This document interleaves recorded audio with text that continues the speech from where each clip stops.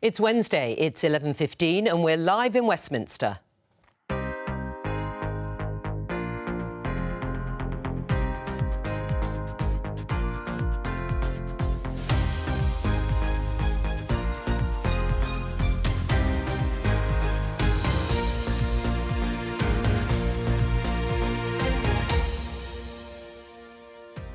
Joining me, Conservative MP Damian Collins, Labour MP Stella Creasy, New Statesman Special Correspondent Harry Lambert and Talk Radio presenter Julia Hartley-Brewer.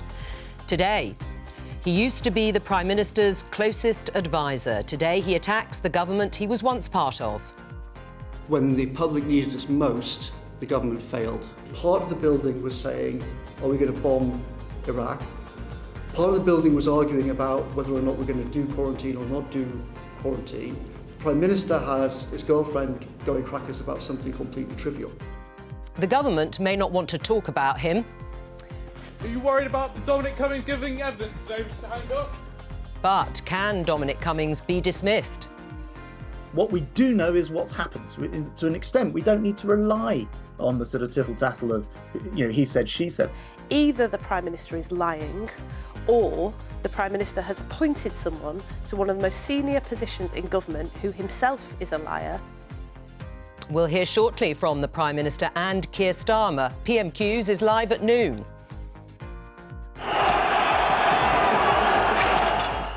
And one MP says net zero could lead to a crisis bigger than the poll tax.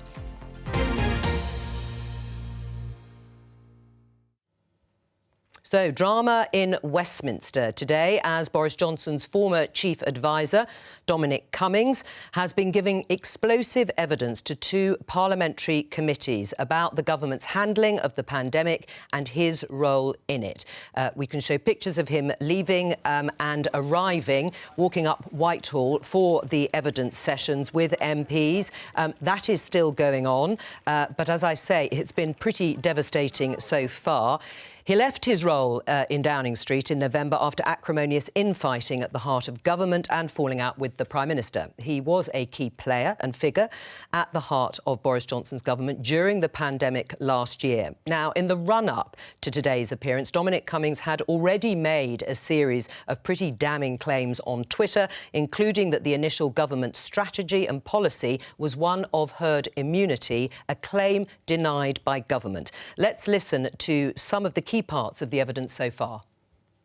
The truth is that senior ministers, senior officials, senior advisors like me fell disastrously short of the standards that the public has a right to expect of its government in a crisis like this. When the public needed us most, the government failed.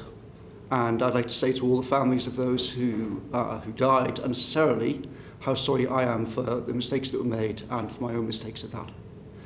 The government itself, and Number 10, was not operating on a war footing in February on this in any way, shape or form. Lots of key people were literally skiing in the middle of February. It wasn't until the last week of February that there was really any sort of sense of urgency, I would say, across the, in terms of Number 10 in the Cabinet Office. In February, the Prime Minister regarded this as just a scare story. He described it as the new swine flu. Did you tell him it wasn't? Certainly, but the view of various officials inside Number 10 was, if we have the Prime Minister chairing COBRA meetings and he just tells everyone it's swine flu, don't worry about it, I'm going to get Chris Whitty to inject me live on TV with coronavirus so everyone realises it's nothing to be frightened of, that would not help actually serious planning. I think that the Secretary of State for Health should have been fired for at least 15, 20 things, including lying to everybody in multiple occasions, in meeting after meeting in the Cabinet room and publicly.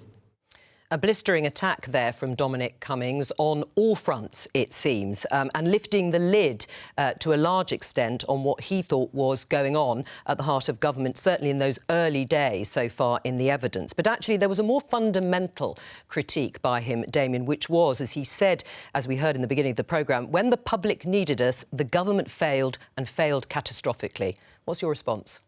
Well, a lot of his testimony today is based on his personal recollection. He's clearly someone that has got an axe to grind, and I'm not sure how much weight we should put on his recollection of these events on their own.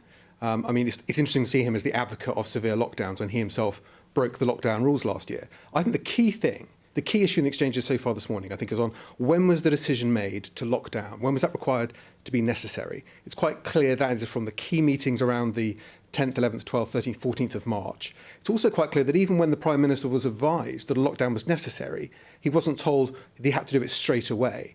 The key test for the country, the thing that people were discussing at that time was, could the NHS keep up with the demand for COVID treatment? And that was something that ultimately we did, thanks to the lockdown and the way that most people in this country responded to it. Right. I mean, Harry, listening to Damien, who says that Dominic Cummings had an axe to grind because of the way he left government at the end of last year. But he was a key figure at the heart of what was going on. Isn't this devastating for Boris Johnson and the government? Can it be dismissed? There's no doubt that this is devastating for Johnson. And, you know, they will face questions. This is like an advanced site of the public inquiry that we're going to have in a couple of years. And, of course, when that happens, you know, Boris Johnson may not be in office. So he's actually going to have to answer these questions now. But I would just push back slightly and say, of course, the big story today is Cummings and Johnson. But the key point to remember here is we just heard testimony all about how government failed to respond to a failed plan that was waiting in store for them in Whitehall. And the reality is this country has failed to prepare for a pandemic dating back to 2005 when we first drew up a pandemic strategy. It's really important for everyone to remember that a pandemic like COVID was rated as the most likely and significant risk to this country, right up there with biological attack. And yet the plan we had for it rested on completely faulty assumptions that we wouldn't be able to stop the spread of something like COVID. And in fact, we were able to, and many lives were lost because of that flawed assumption. Right. Well, Julia, picking up on that, it's something that Dominic Cummings has referenced in the evidence. And actually, broadly, if you've listened to what he said so far, he sort of paints himself as a lone voice guarding against the lack of preparedness in government and in Whitehall and the lack of urgency. Is that credible to think that he was the only one? Yes, everybody was a complete idiot and a fool and utterly incompetent, apart from this lone figure of Dominic Cummings. It's rather unlikely, isn't it? I think he paints in lots of ways a very accurate picture. And certainly, as Harry says, there'd been abject failure of planning for many, many years. And I think it's a bit difficult to lay that at the feet of the Prime Minister or cabinet ministers who were in office when the pandemic did hit. Abject failings by very senior civil servants for a very good length of time. But yes, it is simply not credible. And when Dominic Cummings says, look, you know, the Prime Minister didn't think it was serious, wasn't taking it seriously, wasn't going to meetings and things, well, you were his senior advisor. It was your job to make sure he did know it was serious. And given that basically Dominic Cummings was pretty much the reason why Boris Johnson had got himself elected as Prime Minister and promises to deliver Brexit and the like, all very much related to Dominic Cummings' plans, it's a bit rich, I think. And I think a lot of people will take what he says with a pinch of salt. That said, while he's casting aspersions on everybody, including the Health Secretary, some very damning comments made about him, and if they are backed up by the Cabinet Secretary in terms of the not trusting the Health Secretary to be honest, that is going to be very serious for his future. But just because we can take a lot of what he says with a pinch of salt doesn't mean there isn't an awful lot of truth in it. I think we're going to be learning quite a lot more today. Stella, listening again to what he said and watching Dominic Cummings having to explain his actions to MPs and to the committees and what he thought at the time, you also get a sense of 2020 hindsight. It is quite difficult, isn't it, to be able to recall what you thought at the time all these months later. Nobody comes out of this well in terms of the people who were in the room at the time. But I think what's striking to me is the way in which decisions were being made and the chaos that he talks about, dismissing things like the COBRA process, which is designed to bring together people on matters of national security and be a place of authority and be a place where people are listening to the data and looking seriously at what can happen, deciding that he's the only one who remembers well what could have happened. It is a mess. I think I agree with what the other people have said about this is obviously going to be further explored in the public inquiry.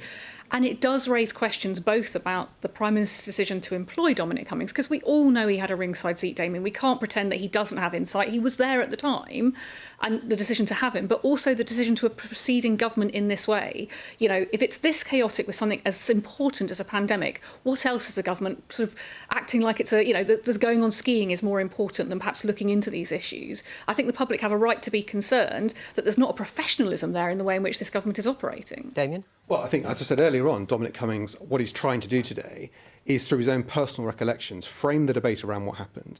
The Select Committee, I know from having chaired a Select Committee for several years, the committee is in a difficult position because it's having testimony based on one person's interpretation of private conversations that happened last year. The committee is not in a position to say, well, you say this, but actually this evidence says that. A public inquiry will be. It'll have all the evidence from lots of different people. Although a lot of it is out in the public domain too. Well, indeed. So a lot of when he's talking about documents and evidence and minutes, most of that has been online for a long time as the minutes of the SAGE meetings and so on. What you are largely playing in the clips are his personal recollections of who said what and when.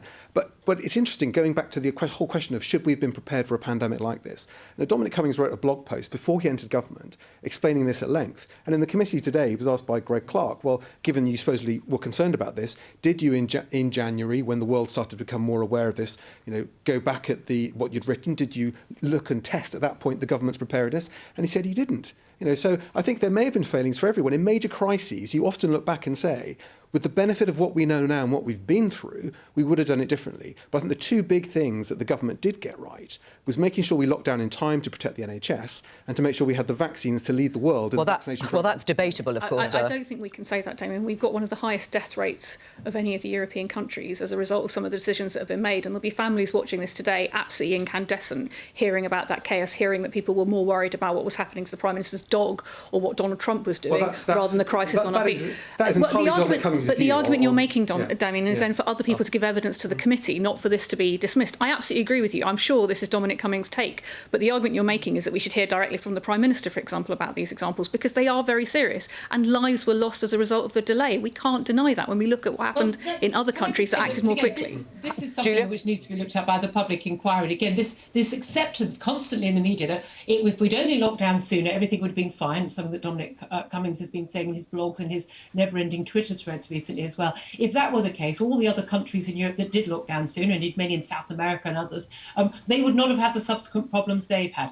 So that just isn't borne out by the evidence. We know for a fact now that the infections have peaked before lockdown. The reason they peaked was because people take common sense decisions and don't lock down. Bearing in mind that the policy that is being so criticised by Dominic Cummings right now, not locking down and following this herd immunity process, that was World Health Organization established pandemic policy at the time. This was not a strange move. The strange move was to follow a totalitarian state in locking people into their homes. Harry?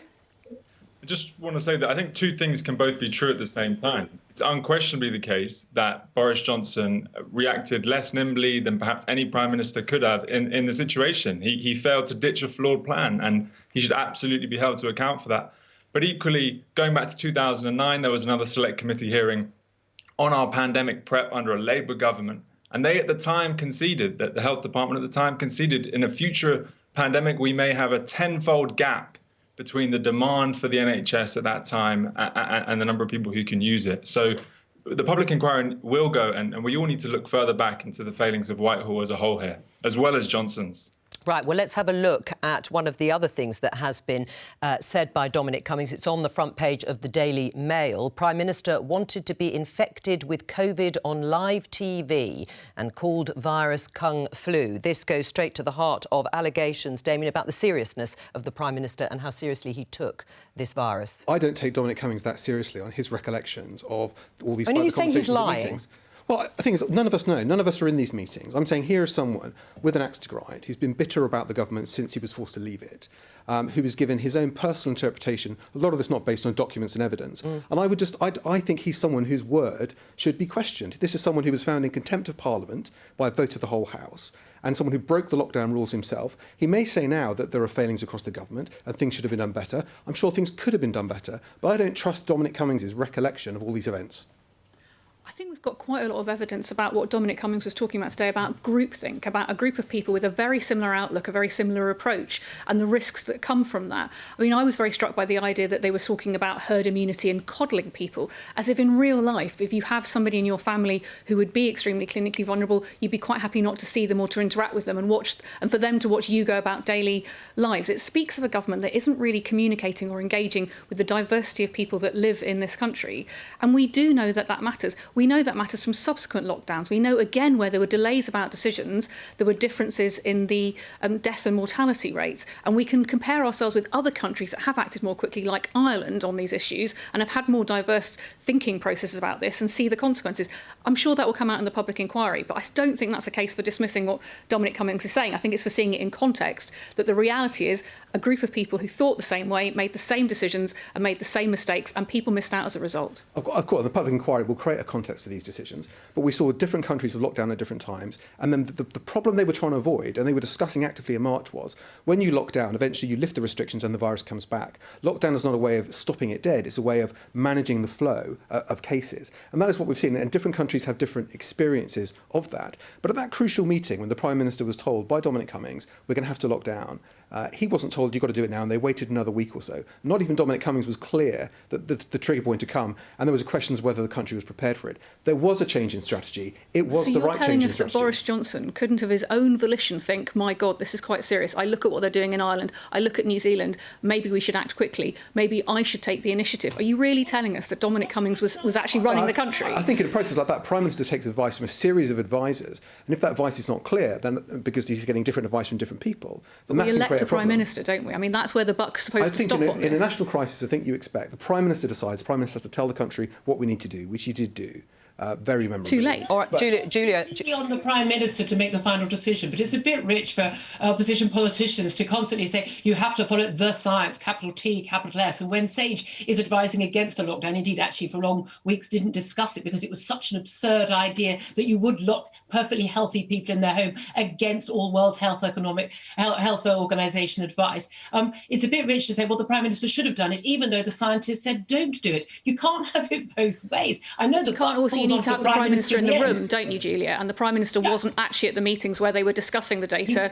I mean, it does matter. The COBRA process does matter in bringing people to... You know, it's a very specialist organisation for national security emergencies like this, and our Prime Minister wasn't in the room to make the decision for himself or to listen to the data. So actually, he wouldn't have known what was going on. The Sage meetings, the minutes we know what they were discussing, they were not advising at the time. You're saying they should have locked down. They were not discussing it. But the scientific advice came from Sage. Harry, I just want to also put to you, Dominic Cummings said that it was better that Boris Johnson wasn't at one of the COBRA meetings because he wasn't taking the whole issue of coronavirus seriously enough. This is the Prime Minister with a long record for not taking things seriously enough. So it's no surprise that Dominic Cummings would have said that. We saw the same accusations that we'll hear later today around September and the idea of locking down again. So, look, I don't think anyone in this country elected Boris Johnson because they thought he was a man that was good on the detail or was particularly brilliant at chairing COBRA. And, you know, he's been elected for other qualities. But at the time when the crisis hit, we needed a Prime Minister who would have been more deft in those situations. And it's unfortunate that we were left with Boris Johnson. All right, I'm just going to play now a moment again from the evidence session from Dominic Cummings. And he paints a picture of one day on the 12th of March last year. And it paints a picture of utter dysfunction. Here it is. So that's how the day started off, with us thinking, OK, today is going to be all about COVID and whether or not we're going to announce the household quarantine. We then got completely derailed because in the morning of the 12th, suddenly the national security people came in and said, Trump wants us to join a bombing campaign in the Middle East tonight. And we need to start having meetings about that through the day with COBRA as well. So everything to do with COBRA that day was on COVID was completely disrupted because you had these two parallel sets of meetings. You had the national security people running in and out talking about, are we going to bomb the Middle East? And we had the COBRA meeting being delayed and whatnot as we were trying to figure out, are we going to do household quarantine? And then to add to it sounds so surreal it couldn't possibly be true. That day, the Times had run a huge story about the Prime Minister and his girlfriend and their dog. And the Prime Minister's girlfriend was going completely crackers about this story and demanding that the press office deal with that. Julia, a normal day in government then? It would appear so, yeah. Let's leave aside the dig at Carrie Simons and priorities. But in a way, that epitomises exactly the problem, which is actually COVID wasn't the only issue on the Prime Minister's in tray that day. Other issues do take precedence, whether briefly or not. Of course, undoubtedly, we now know 100% for sure that COVID should have been the number one priority at that time. But this is the issue. In a total failure, once they went from not really paying enough attention to COVID to paying attention to only COVID, we made exactly the same, but opposite but equally bad mistake, which was to focus on one issue and leave aside all the costs, for instance, of lockdown. Again, so much the focus is on if only everyone had listened, if we'd all locked down soon, everything would be okay. That is not borne out by the international evidence. It's not borne out by the evidence here. If there'd been more time spent focusing on not, for instance, putting elderly people in hospital testing positive for COVID into care homes, we would have saved more lives and everything else that we've already done. That cost about 30,000 lives. There are so many different things we could be focusing on. That is an epitome of what happens in government when you actually have an awful lot in your intro. Do you agree, Harry? Well, look, I think the real problem here is that Julia's describing a whole set of things we failed to do when we locked down, right? We failed to shield, we failed to provide for people that were left on their own. This is all stuff that should have been done when we correctly planned for this crisis. And the great concern now is we're not going to learn the lessons from COVID for many years. And that means in the next few years, all the flawed plans that still lie in wait for future crises in Whitehall will be left unexamined. I mean, that's what we really now need to do. We need to think about what other plans lie in wait, what other plans contain the false assumptions that our pandemic prep contained, and what should be being done about it. And just a note on Cummings, I mean, the tragedy of his story is that he should really be in government doing that. He wants to be examining those plans, but you know, we're witnessing a self-immolation and have been for 6 months now of his career. And so he's not able to do that. Damien, Dominic Cummings said that Matt Hancock, the Health Secretary, was completely wrong to say that herd immunity, this phrase that we keep hearing about, wasn't part of the plan in early March 2020. And he's baffled as to why Number 10 has tried to deny that. Well, I think I've listened very carefully to what Dominic Cummings said about this morning in the committee. And he said very clearly, herd immunity wasn't a target. Or desirable. Or desirable. It was a sense that the virus would spread. And was it better to have the virus spread so there was a single peak by September, rather than to spread the peaks over the year and potentially have a second peak during the winter when the NHS is normally under pressure, and that could be even worse. That could lead to even more lives being lost. Right. So those were different strategies that were being discussed at the time. So it was part of the policy then. It was just the understanding of it was different. What Dominic Cummings said himself was the language that was used to describe it is very important, because herd immunity was not a target. To say it was a policy, if ministers had gone out publicly and said we believe in herd immunity, then many people may have interpreted that saying, well, I should get it. I should go out and actively seek to get it, and that could have made the problem a lot worse. So I think it was known at the time. It was discussed that eventually the country would achieve herd immunity. You might say that's what we're going through now, is because so many people have been vaccinated, so many people have had it, that we are getting close to the point of herd immunity. That is a natural cycle of viruses. But the idea to say that herd immunity, everyone getting it as quickly as possible, was the government strategy, was clearly wrong. It clearly wasn't that. Harry, you're shaking your head.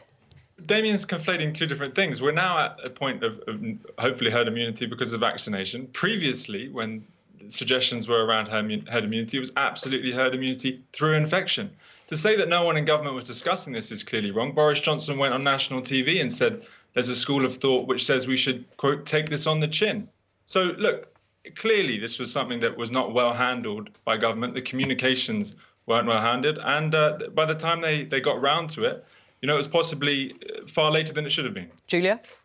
Herd immunity is the only reason the human race has survived all these years. We know Sir Patrick Vallance, the chief scientific advisor, did an interview on the 9th of March when he talked about this. This is obviously the aim. Any government that's not aiming for herd immunity from a vaccine, from a virus, would be categorically insane. It was how you go about getting it. Look, we had an amazing success with the vaccine and the creation of these vaccines and the rollout.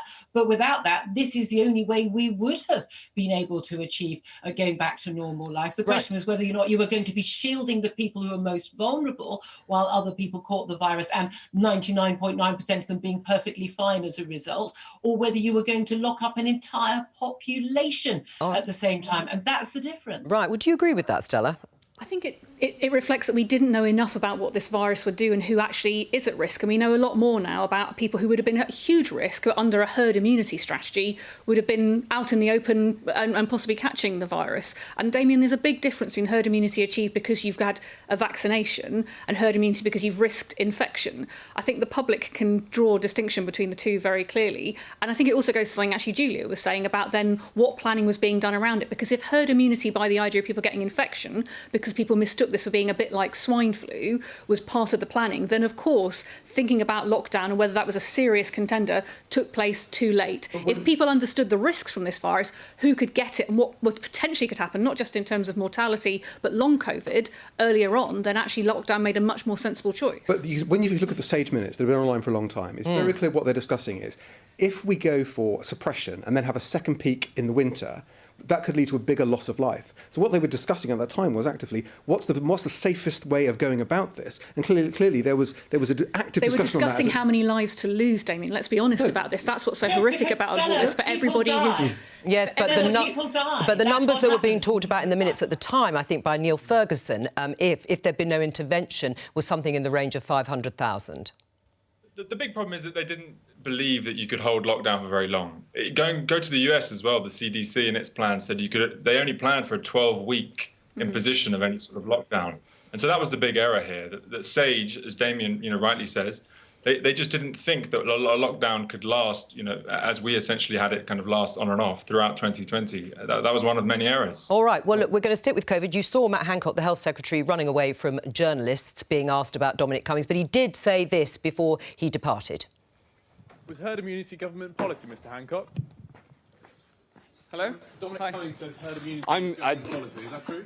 Today, anybody over 30 can get your vaccine, so get out there and get your vaccine. Government policy, Mr. Hancock. That was obviously the message he wanted to get out, but it's true in England that anyone aged over 30 can get their vaccine. In Scotland, it's the same. If you're over 30, you can get your vaccine, although in some parts of Glasgow, people aged 18 and over can get a first jab. The Welsh Government is offering vaccines to everyone aged 18 and over, and in Northern Ireland, people aged 25 and over are eligible. I just want to show our viewers and explain to our other guests this tweet from Stella Creasy here. We've been raising concerns for months.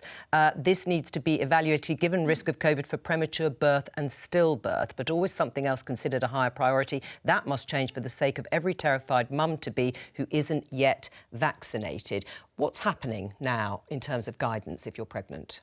So the government has now said, well, JCVI has now said that if you are pregnant, you can have the Pfizer or Moderna vaccine, which is a complete volte-face from when we were getting leaflets. I'm 6 months pregnant myself, telling us that we wouldn't be able to have the vaccine either when pregnant or indeed breastfeeding.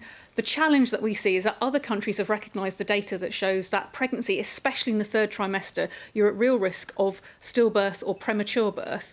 And so actually other countries are vaccinating pregnant women as a priority category, regardless of age. What I'm concerned about is, as somebody who's raised this repeatedly with the ministers, and the ministers have engaged, but the JCVI has always put it off to the extent that we've been sending them the data, we've been sending them the medical data about the impact of COVID on pregnant women, and still this conversation hasn't happened. And I just think about the thousands of pregnant women in places like Bolton and Leicester, where the Indian variant is on the rise, who will be not yet eligible for a vaccine, but terrified they might be at risk of stillbirth or premature birth. And I think they've just been missed out of the conversation. Does it need to be a priority, Damien? Well, the priority is based on analysis of risk. And if at the moment the advice the government is getting is that the pregnant women are not necessarily at greater risk, but I think Stella makes a really important point. But let's be clear, they're not getting any advice because they haven't actually had the conversation. That's the challenge here. It's not that someone has looked at this data in the UK, it's that the conversation about what we should do about pregnant women, about keeping their babies safe, hasn't actually happened, even though we've been asking for it to happen for months. Right. I mean, via the NHS website, if you're under 40, you will only be shown appointments for the Pfizer or Moderna vaccines. It says if you're over 40, you're asked if you're pregnant to make sure you are only offered appointments for those vaccines specifically. Does that partially sort it? No, that sorts when you get vaccine. And it took us weeks as somebody who's over 40 who was pregnant to get the right vaccines to the right pregnant women. But actually, if you are 28 and you are in your third trimester, I would understand why you would be concerned that you're at risk of stillbirth or premature birth, and you should be given the vaccine. Certainly that's what they're doing in other countries. What we've been asking the JCVI to do is evaluate the scientific data as to whether that should be the case here, because at the moment you're only a priority for vaccination if you're pregnant if you're over 30, and you're not actually a priority depending on the gestation, and that's the critical issue. All right, let me just show you this headline in the Sun newspaper. It says Steve Baker, Conservative MP, the net zero boiler ban, talking about gas boilers, will leave Britain's poorest out in the cold. Now, you may remember that the International Energy Agency said last week that no new fossil fuel boilers should be sold from 2025 if the world is to achieve net zero emissions by the middle of this century. And he is actually warning, as you heard in the headlines, that it could be a bigger political crisis if the government pushes ahead with fines that he now says Downing Street have decided to drop, but there'd still be penalties if people have gas boilers beyond 2025. Should they change tack, the government? I think this is... No, I don't think they should. Remember, we're talking about no new ones. So we're saying that at that point in the future, new homes should be heated in other ways. We're seeing a huge shift into solar being installed in people's homes directly. We've had a big increase in electricity from renewable energy. I think from when Stella and I were first elected to Parliament in 2010, one of the biggest transformations in energy in this country has been the massive acceleration of renewable energy, I think far beyond what we would have predicted. And new technology in terms of low carbon technologies is changing the way we do so many things, including the way people drive and move around the country as well. So I think we will achieve net zero through these changes in technology and these breakthroughs that will affect our lives. Right, Julia, are they being honest about the costs? Of course they're not. I mean, millions of people voted for a Tory government and got a Green government. They didn't expect it. Certainly back in 2017, this wasn't in the manifesto. Before, it was a commitment from Theresa May. 2019, it was, added on. And then everything's being brought forward, not just, buying new cars and buying new boilers. We are talking about huge, huge, huge expense. £10,000 for all of these new boilers. We're told, oh, don't worry, you'll recoup the money back. Most people in this country, and I mean most people, middle class, not just working class in the red wall seats, they don't have a spare 10 grand. They don't have a spare grand to pay for these things. These are things that are being imposed by a tiny minority of very wealthy people in London who think this is all a jolly good idea, so they can virtue signal at their dinner parties, and they haven't actually looked at it for the real world. Philip Hammond, one of the few good things he did as Chancellor was carry out an assessment of what the cost of the net zero target would actually mean. And we're looking at a minimum, best case scenario of over £1 trillion. This has never been spelled out to the British public. They've never signed up to this. There's a massive level of dishonesty here. And when the British public do actually get wind of what these policies are going to cost them in the real world, and frankly, they are going to say a big fat no. Stella? Well, so the question is, how do you make it cost effective for people? Because we are talking about 15% of carbon emissions in this country come from heating. Julia's shaking her head. I think most people also recognise that the climate crisis that we're facing and the need to cut emissions. We did that with solar panels. You're absolutely right. At the moment, it's a cottage industry, things like the alternative boilers.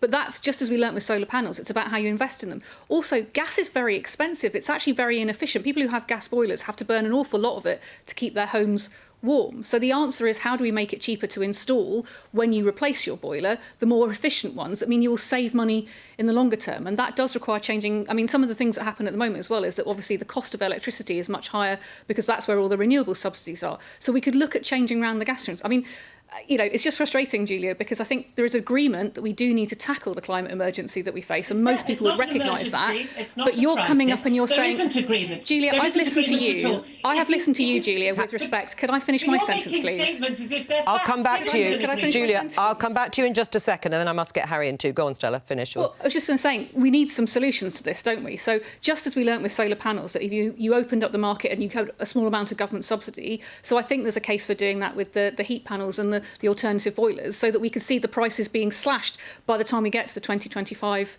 deadline. It's entirely possible to achieve these aims, but it does need political will to do it. Right. Julia, is he scaremongering, though, Steve Baker, when he writes, if ministers don't obtain the consent of the public for net zero now, with full and frank explanations of the costs and changes they're planning, eventually there will be a terrible revolt? Oh, absolutely. We've seen this in other countries. So in places like Australia, in some states where people's energy prices have gone up by 3 times, people will not put up with it. We've seen how people feel very strongly about things like fuel prices. I think, look, we're all old enough, I think, to remember when we saw all of the big fights over fuel duty and our roads brought to a standstill.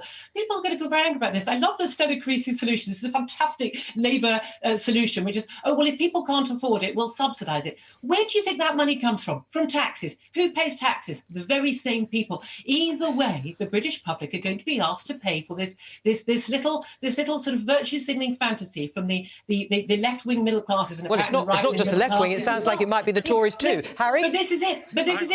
This is not a catastrophe. It's not a crisis. Julie's constructed a one-sided equation, which is exactly what she objects to about COVID, right? That we don't count the costs of lockdown. But you're not counting the costs of climate change. And just because it's not a crisis today, it doesn't mean it's not a crisis. It just burns at a different pace. I'd love to see some evidence that it is a crisis. We're going to have to pay for the costs of climate change either now or later. And it's better that we pay for them as a society now. It's a bit like locking down. You know, the quicker you start solving climement change, the smaller the problem over time. Maybe but there also, are benefits to climate change. It's like this for 20 years. You know, it's going to be the boilers this week. Another week it may be cars and low emission neighbourhoods.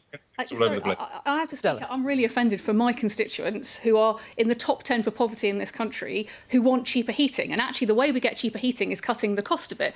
And one of the things that is very expensive, Julia, is gas. So you can either have your fantasy that climate change isn't happening and that somehow it's some middle class farce, or you can look at the evidence about how we can cut heating bills and actually help people in communities like mine in the same way that solar panels have paid for themselves for the people who've got them now. And actually, the communities where they've got subsidised by taxes. I don't know, Julia, who actually speaks to the public more. Hang on, Julia. Damien. I think sometimes government needs to give a direction to industry as well to say, we're going to do this, and therefore businesses think about, well, how can we improve this technology? How can we make it cheaper? How can we roll it out faster? And sometimes without that clear direction, businesses don't make those innovations. Right, but what about the timing? Isn't it going to come as a very big shock to people? And who will pay for it over the next 5-10 years? Well, this is installation of new ones. So people who've got gas boilers in their home at the moment aren't going to be asked to replace them in 2025. No, that's it. No, not in 2025. But what happens over then the subsequent 10 years? The Sun has also reported by 2035 that people will be asked to try and throw out their old gas boilers.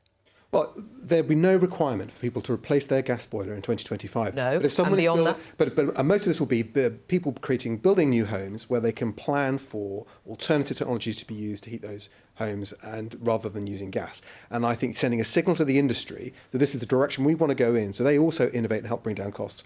What's brought down the cost of renewable energy is not just government subsidy, it is improvement in the technology and in the efficiency and the lower cost of production. Is Steve Baker an isolated voice? Well, I'm not going to speak for everyone in the House of Commons. I mean, Steve is very... No, I'm not asking you to. I just wonder if he's isolated. There will be people that have questions similar to Steve's. He's entitled to his opinion. I don't think it is going to be as catastrophic as he portrays it. And I think this is a necessary step if we're going to take net zero seriously. Harry? Yeah, I mean, Steve's a fascinating character and has allies in the party. But I think, look, the key point here is less a piece in the Sun and facile comparisons to the poll tax than the simple reality of the equation we're dealing with here. This is, as I say, something a bit like COVID. It's just hitting us a little bit differently, but we have to respond quickly. The quicker we respond, the less severe the cost. We've just learnt this lesson, have we not, in the last year? So now we can act on the climate as well. Right. Julia?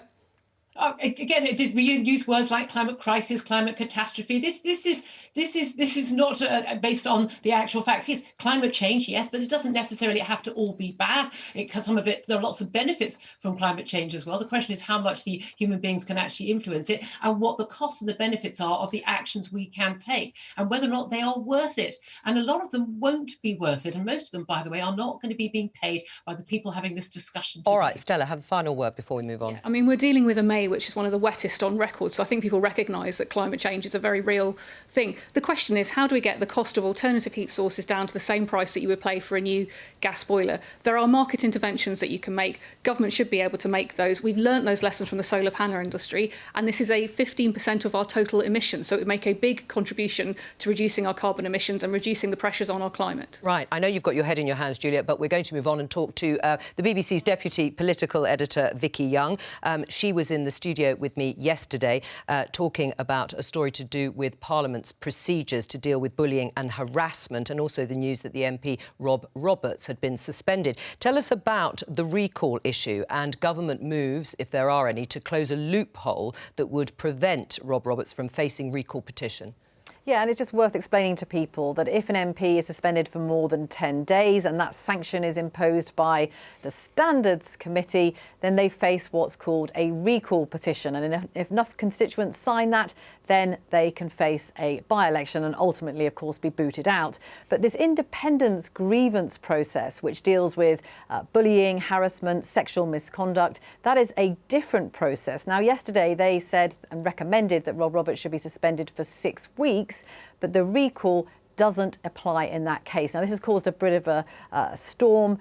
Labour saying that actually that is completely unjust and it's absurd that it doesn't apply in cases of sexual misconduct.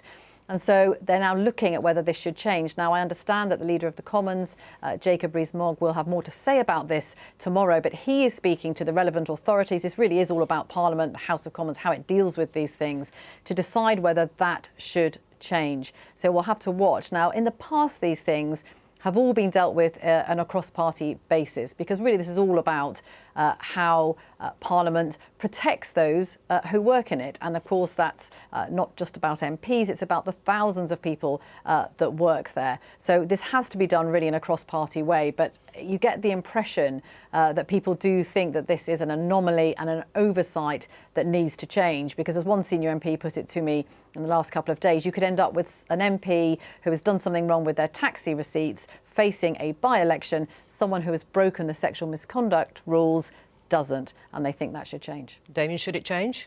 Yes, I think it should change. I think this is a very serious matter. These are very serious issues that have been looked at. I think sexual misconduct of a Member of Parliament towards members of their staff is something that the House should take seriously. This is a matter for the House, and I think whether it is a penalty that is applied automatically that says if an MP is suspended for 10 sitting days, regardless of what the offence is, that automatically triggers this process. Or the recall process. Yeah, or whether it is referred to the Standards Committee to give their view instantly, whether they think it should or not. There needs to be a procedure. This can't sit as a kind of loophole that's not been covered, and I think this incident hopefully will lead to that being addressed. Yeah, I mean, I think there is cross-party consensus on this. Andrea Leadsom has argued that the independent complaints panel should have the same powers as the Committee of Standards, because they're dishing out the same sorts of penalties about suspending people for more than 10 days, but it doesn't have the same impact. And that somehow sends a message that it's more serious to fiddle your receipts than to do something with involving sexual harassment. And I don't think that's the message any of us want to send. I think it needs to be solved quickly, and I think in the meantime, if I were the member for Delyn, I would be very seriously considering my position and what message staying on sends. And that's Rob Roberts. Julia? Yeah, it does seem a very strange loophole, and unusually, Stella, I'm agreeing with you in terms of the relative seriousness of these issues. But you do get into the difficulty then, don't you, of constant attempts at recall and constant by-elections, and I'm not sure everyone wants a by-election every fortnight. Harry?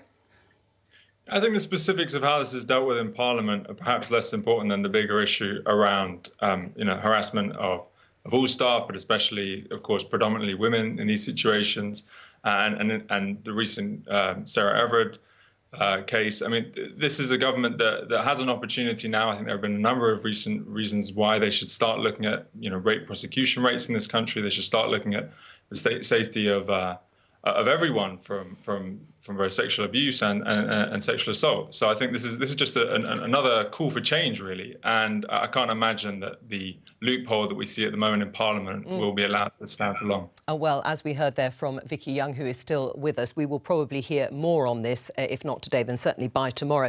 Vicky, Dominic Cummings has been giving evidence since 9:30 this morning, and it is continuing, perhaps unsurprisingly, since it's almost 2 sets of committees that are questioning him. I think we may be able to show some pictures of him still in that long session as he talks about government. We're going to have PMQs, of course, in the next few moments. Unsurprisingly, that will dominate, won't it?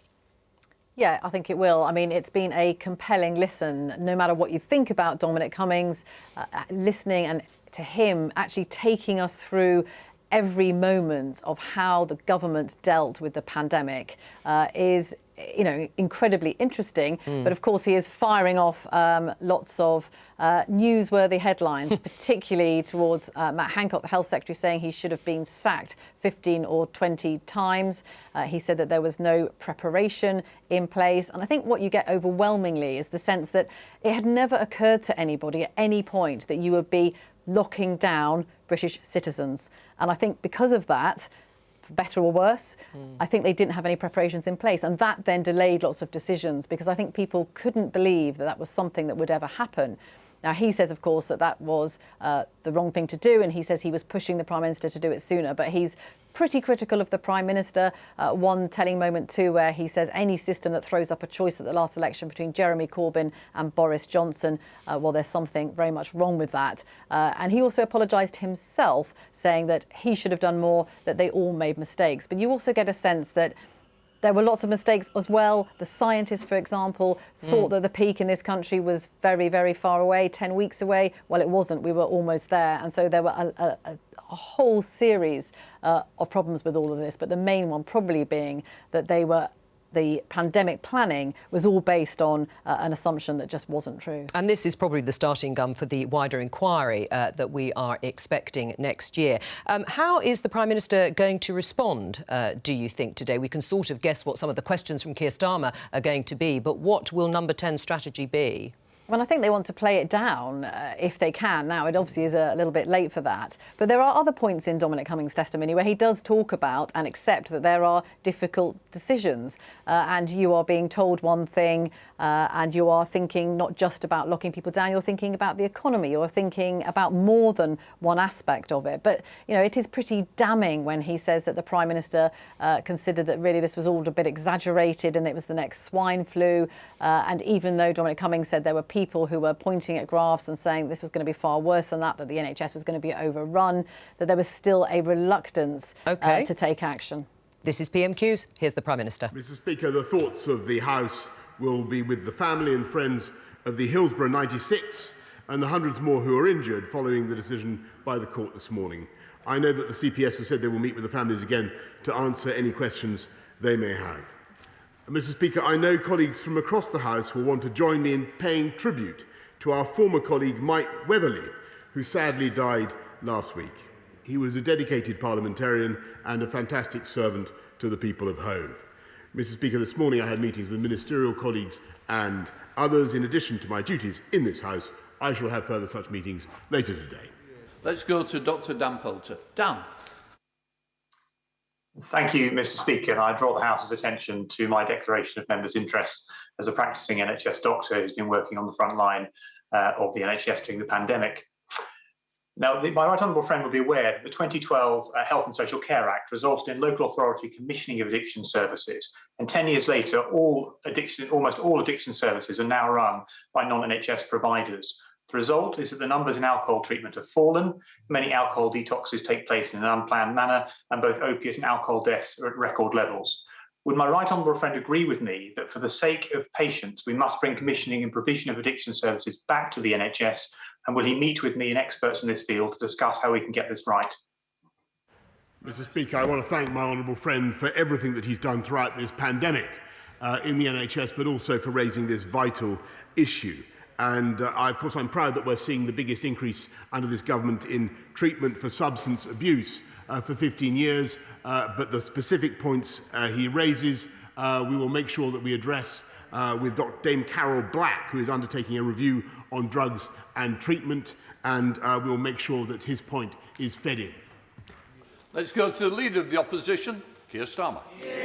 Thank you, Mr. Speaker. Can I join the Prime Minister in his comments about Hillsborough and Mike Weatherby?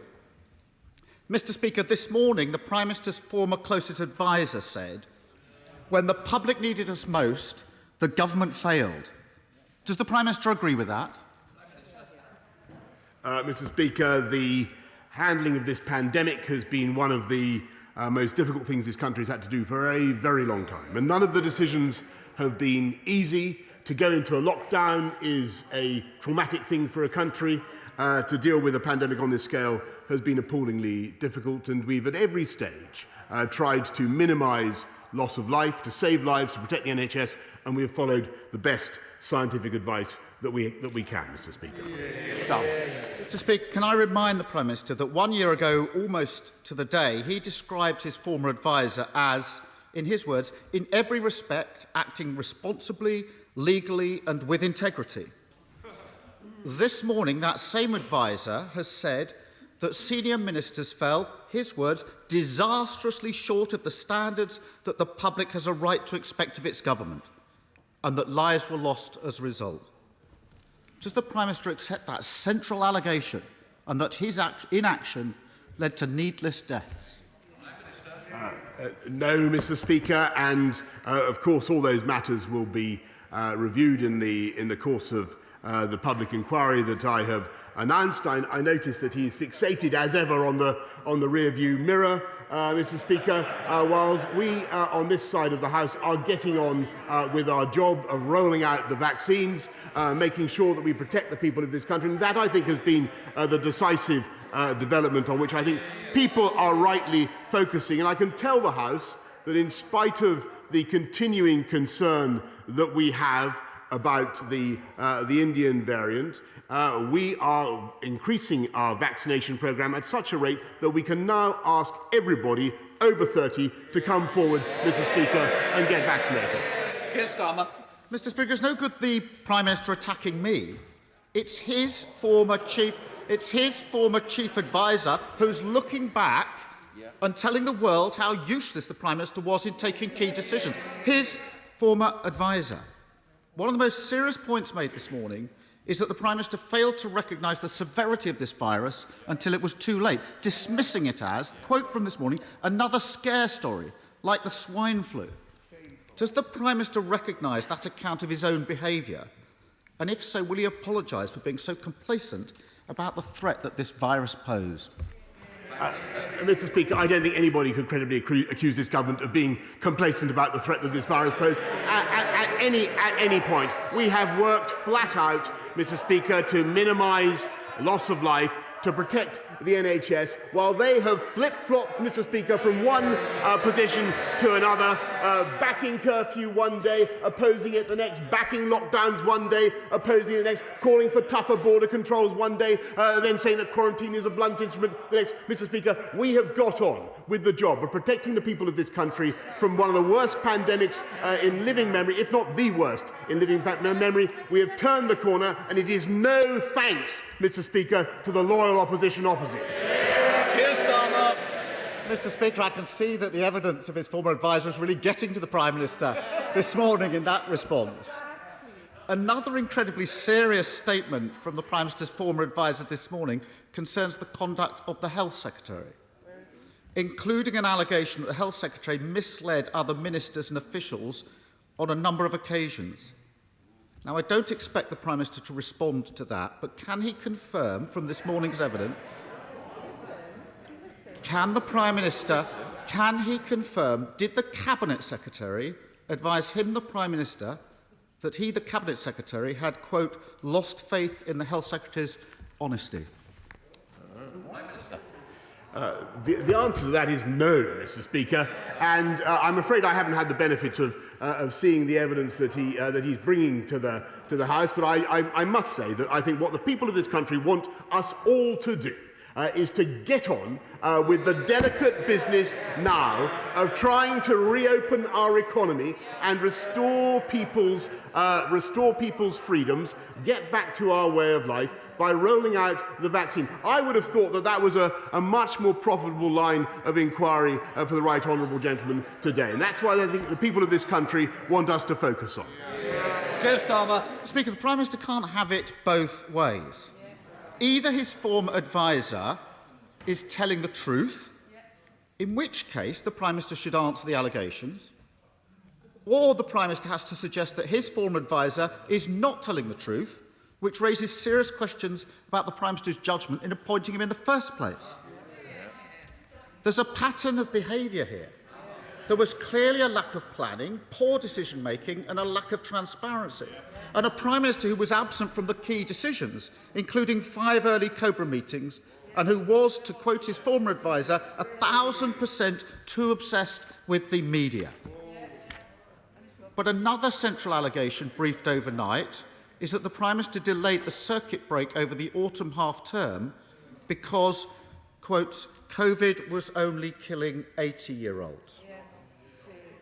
Can I remind the Prime Minister that over 83,000 people over 80 lost their lives to this virus, and that his decision to delay for 40 days from the SAGE guidance on the 21st of September until the 31st of October will be seen as one of the single biggest failings of the last year.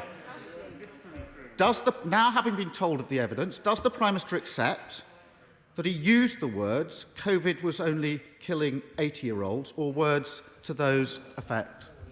Prime Minister. Mr. Speaker, we saw what happened during the pandemic, and particularly he talks about the September lockdown and my approach to it, and the very, very difficult decision that the country faced. And of course, this will be a matter for the inquiry to go into, but we have an objective test, Mr. Speaker, in the sense that there was a circuit breaker of the kind he describes in Wales. It did not work, and I'm afraid, Mr. Speaker, I'm absolutely confident that we took the decisions in the best interests of the British people.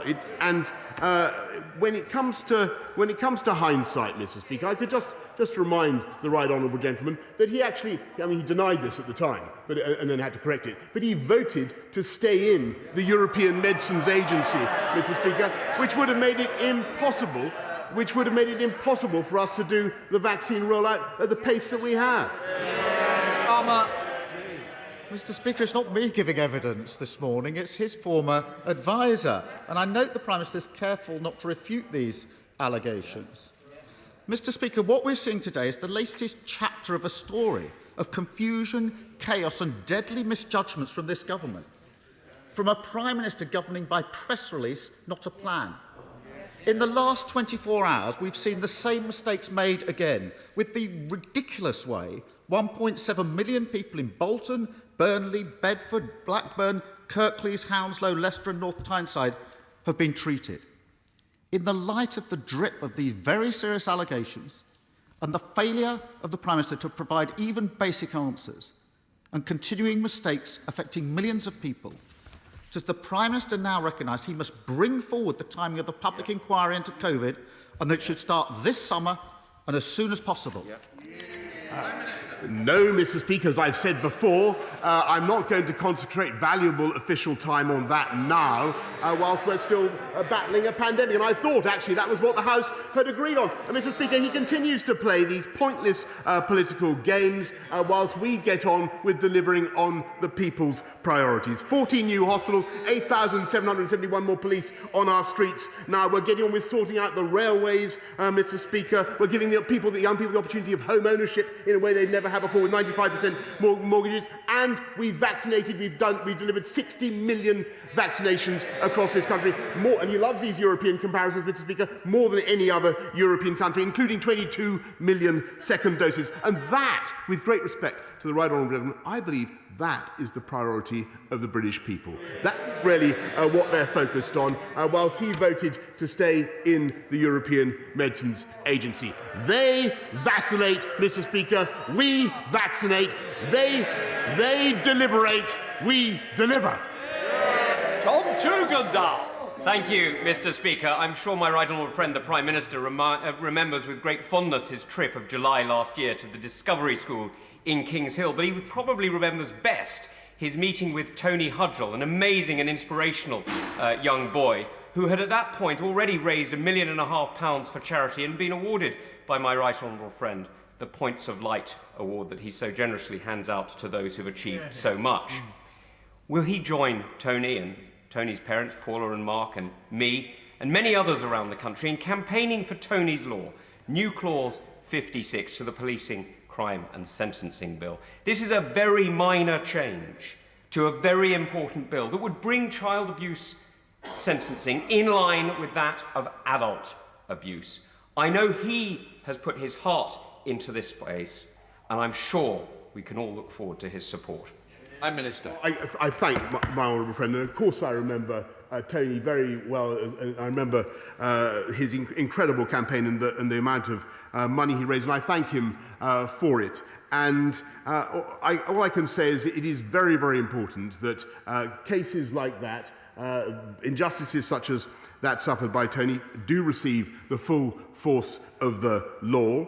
And it is people who commit serious offences against children can receive exactly the same penalties as those who commit serious offences against adults. But we will keep this under review, Mr. Speaker. And if there is a gap in the law, and I will study his amendment very closely, if there is a gap in the law, we will make sure that we remedy it. Leader of the SNP, Ian Blackford. Thank you, Mr. Speaker. And can I associate myself with the remarks of Prime Minister for those seeking justice for Hillsborough? To quote the song, "You'll never walk alone." Mr. Speaker, 128,000 people have died of coronavirus in the United Kingdom. This morning, the Prime Minister's most senior former adviser, Dominic Cummings, apologised on behalf of the UK government. He said, "When the public needed us most, we failed. We know that the Prime Minister made a series of catastrophic errors throughout the crisis. He went on holiday when he should have been leading efforts to tackle the pandemic. He was too slow to go into lockdown. He failed to secure our borders. He sent millions of people back to their offices prematurely." There is no doubt that these mistakes cost many thousands of lives. When even a disgraced figure like Dominic Cummings is willing to own up and apologise, isn't it time that the Prime Minister does the same? Mr. Speaker, I take full responsibility for everything that has happened. And I've said, as I've said before, and he will recall, both in this House and elsewhere, I am truly sorry for the suffering that the people of this country have experienced. But I maintain my point that the government acted throughout with the intention to save life and protect the NHS, and in accordance with the best scientific advice. That's exactly what we did. Ian Blackford. Thank you, Mr. Speaker. The evidence we've heard this morning is extraordinary, but sadly not surprising. It paints a familiar pattern of behaviour. A negligent Prime Minister, more concerned with his own self-interest than the interests of the United Kingdom. When people were dying, the United Kingdom government was considering chickenpox parties and joking about injecting the Prime Minister with COVID live on TV. We had a circus act when we needed serious government. Isn't it the case that what the country needed leadership most, the Prime Minister was missing in action? Thousands have paid the ultimate price for his failure. When will the Prime Minister finally accept responsibility for the failures of his government? Mr. Speaker, as I've said repeatedly in this House, I take full responsibility for everything that the government did and will continue to do so. And one of the reasons we've set up an independent public inquiry is because I believe the people of this country do deserve to have daylight shone on all the issues he raised. I must say I don't recognise the events that he describes, but I do think that we acted throughout with the intention of saving life, of protecting the NHS, and of taking the country through the worst pandemic for 100 years. And I think I think it's also true that we're in a much more fortunate position now, thanks to the efforts of the British people and the fastest vaccine rollout in Europe. And I'm grateful for that as well. Mr. Speaker, I spent Monday morning at the Fitz Country House in Cockermouth with an alpaca called Boris. Cumbria sees significant numbers of tourists in any normal year, but Cumbria is not just lakes. We have some real gems in my constituency of Workington, outside the National Park. We have a real opportunity for the UK this year, for the UK hospitality industry this year, as people choose to holiday here. Would my right honourable friend consider a short break in my constituency where I might facilitate an introduction to Boris? Well, I'm so grateful to my honourable friend. I would love to come and meet the alpaca called Boris. But more importantly, we want to support the tourism in his constituency, which is why we've so far provided over 25 billion of support, including 1.5 billion to support projects such as the Carnegie Theatre Trust. And since this week is English Tourism Week, Mr. Speaker, I encourage everyone to make the most of the tourism on their doorstep. Let's go to Stephen Farry. Stephen. Thank you, Mr. Speaker. The EU settlement scheme closes on the 30th of June. While the Home Office has finally published guidance on late applications, the government is failing to provide clarity on what will happen to those who miss the deadline and then fall under the remit of illegal working legislation. So can the Prime Minister assure the House that EU citizens or non-EU family members who miss the deadline will not face potential criminal liability if they continue to go into work? Mr. Speaker, I'm sure that the law will be extremely merciful to anybody who finds themselves in a difficult position, but I would just remind the honourable gentleman that so far 5.4 million EU nationals have applied successfully for the EU settlement scheme, which is about, as far as I can remember, about 2 million more EU nationals than we thought were in the country in the first place. Thank you, Mr. Speaker. Would the Prime Minister join with me in praising Wrexham and Denbighshire councils for the dynamic proposals that they are putting forward in their joint bid for the Levelling Up Fund in Clwyd South, including regeneration of the Trevor Basin, improvements for Chirk and Llangollen, and investment in Corwin Station and the surrounding area? Can I tell my honourable friend what a joy it is to hear him campaigning for Chirk and Corwin and Llangollen after I tramped around those beautiful places entirely fruitlessly many years ago in search of the Conservative vote. Thank you for what you've done. Thank you for continuing to champion those wonderful and beautiful spots. Gerald Jones. Thank you, Mr. Speaker. When any member of this House is suspended for 10 days or more because of a Standards Committee report, constituents can then recall that member. When the independent expert panel suspend a member, this can't happen. The Prime Minister a moment ago was talking about closing loopholes in legislation. So will the Prime Minister introduce emergency legislation to close this particular loophole? And does he agree that it would be completely dishonourable for any member to exploit that loophole and should instead do the decent thing and resign? Mr. Speaker, I will take that point very seriously. I will study what the implications of what he says. I think if he's referring to any a Conservative member who's recently had the whip taken away, then he can take it that member has already had condign punishment. Catherine Fletcher. Thank you, Mr. Speaker. Last Thursday, about 1 o'clock in the morning, 3 young people popped out to Mackie D's, as you do. They noticed a Leyland shop massively on fire, and did they drive past? No. They rang the fire brigade, they stopped, they recruited a passerby, they climbed over fences and walls to raise the alarm for the residents living in the flats above them. Now, during the pandemic, community spirit's been really important to all of us keeping going. So does the Prime Minister share my admiration for Kim, Zach, Shania and Robin? And will he join me in thanking them for showing British community spirit and true Lancashire grit? Yeah. Yes, Mr. Speaker, I thank my honourable friend for singling out this act of this intrepid act of quick thinking and selflessness, and I pay tribute to Kim, Zach, Shania, and Robin, and I hope that they got their Mackie D's. There are over 4.3 million children, Mr. Speaker, and rising, growing up in poverty, including some 18,000 in Harrow. So will he agree to put right the error of a previous Prime Minister and commit to publish a strategy to tackle child poverty and ensure that no child is left behind? Mr. Speaker, it's vital that we tackle child poverty, and that's why we are uniting and levelling up across the country with the biggest programme of investment for a generation, if not more. But we're also seeing fewer households now with children in poverty than 10 years ago. But I perfectly accept that there is more to be done. Anthony Brown. Thank you, Mr. Speaker. I very much welcome the fact the government is investing heavily in upgrading the rail networks across the country, including opening lines that have previously been closed. But as a Conservative government, we've got a particular responsibility to the taxpayer to ensure value for money. East West Rail in my constituency's business case is largely based on commuting, but the pandemic means we're in the middle of a workplace revolution. If people work from home on average 2 days a week in future, that means a 40% reduction in commuting.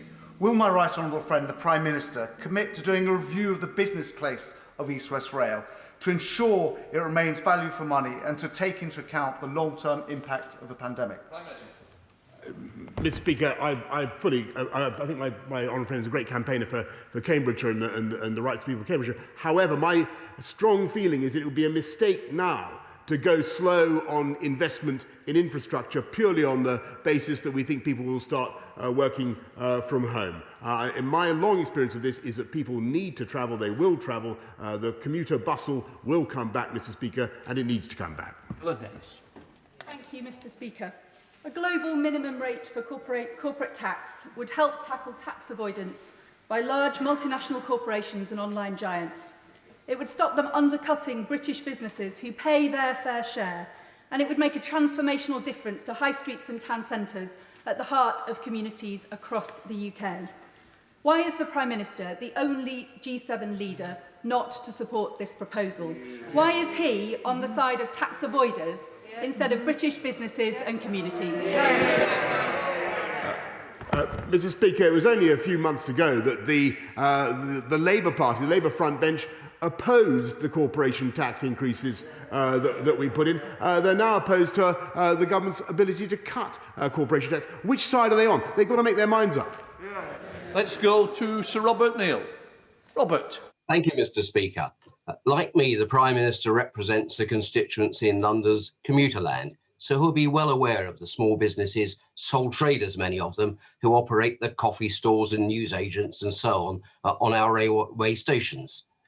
Their incomes have been absolutely decimated during the pandemic, but they're finding, like my constituent Sanjay Sharma at Chislehurst Station, that when they seek to get a reduced level of rent to reflect their reduced turnover, the train operating companies claim that the funding agreement put in place with the Department of Transport doesn't give them the discretion to do so. The department appears to say differently, and they've been going around in circles for months trying to get an answer. Will the Prime Minister use the authority of his office, please, to bang heads together and get a solution for them? Because if they go broke and we have empty units, that's no income for anybody. Mr. Speaker, I thank my right honourable friend. We introduced policy to provide rent relief for station businesses in March of last year. All train operators, including South Eastern in his constituency, are able to offer business support to their stations. I understand the point he makes about the discrepancy of views. Can I undertake him to arrange a meeting with him and the relevant minister to take it forward? Let's go to Rachel Maskell. Rachel. Thank you, Mr. Speaker. I have asked the Prime Minister a series of questions about charities. In November, he promised support. By March, he turned his back. But this month, he broke that promise, giving them nothing this winter. His words and deeds are as unfaithful as his principles and beliefs. There's neither the commitment to honour his word, the capacity to care, nor the compassion to act. Does the Prime Minister really believe that charity is all about supporting him and his lifestyle, or recognise charities now 10 billion in debt and struggling to survive need government support to help people in real need? Prime Minister. Mr. Speaker, I think charities perform an amazing and invaluable role in our society and in our lives, and we need them. And that's why we've supported charity shops throughout the lockdown with grants and with restart grants. And the roadmap means that those shops are now able to open again. But in addition, we had a £750 million targeted package of support for charities, helping more than 14,000 organisations across the country, including funding for hospices, homelessness charities and shelters for victims of domestic abuse and many others, Mr. Speaker. Peter Aldiss. Thank you very much, Mr. Speaker. The fishing industry in East Anglia has had a hard time of it in recent years. However, with Brexit done, albeit in a way that left many disappointed, there is now an opportunity to turn the corner. The REEF, that's the Renaissance of East Anglian Fisheries Strategy, sets out an exciting and ambitious programme for the future. Is the Prime Minister able to say how the government will work with fishing communities, such as that in Lowestoft, to revive the industry in East Anglia? Yes, Mr. Speaker, I thank my honourable friend for what he's doing to champion the fisheries industry in East Anglia. I like his REEF plan. I think it's got lots of interesting ideas which we will take forward as part of our £100 million package to support the fishing industry and get ready to take advantage of those opportunities which are coming very, very swiftly down the track towards us. Ben Lay. Diolch, Mr Speaker. NHS and social care staff in Wales are due to receive a £500 bonus in recognition of their hard work during the pandemic. But staff on universal credit stand to lose out due to the way in which the reward is recognised in regulations as earned income. So instead of receiving a thank you bonus at the end of the month, many NHS and social care staff will be punished with a deduction of up to 63% to the universal credit. Will the Prime Minister look to amend Regulation 55 of the Universal Credit Regulations to create an exemption to ensure that all NHS and social care staff in Wales benefit fully from this well-deserved bonus? Prime Minister. I'm grateful to him for raising that point, and of course I want to repeat my gratitude to the nurses of this country, the NHS and social care staff who've done incredible work throughout this pandemic. He makes a particular point about the UC, the taper in universal credit, and I will make sure that he has a meeting with the relevant minister who will set out the detail on the issue he's raised. Let's go to Jonathan Lord. Jonathan. Thank you, Mr Speaker. On behalf of my constituent Seema Misra and other wrongly convicted sub-postmasters, I'm grateful that the vital inquiry of Sir William Williams into this scandal has now been given more teeth.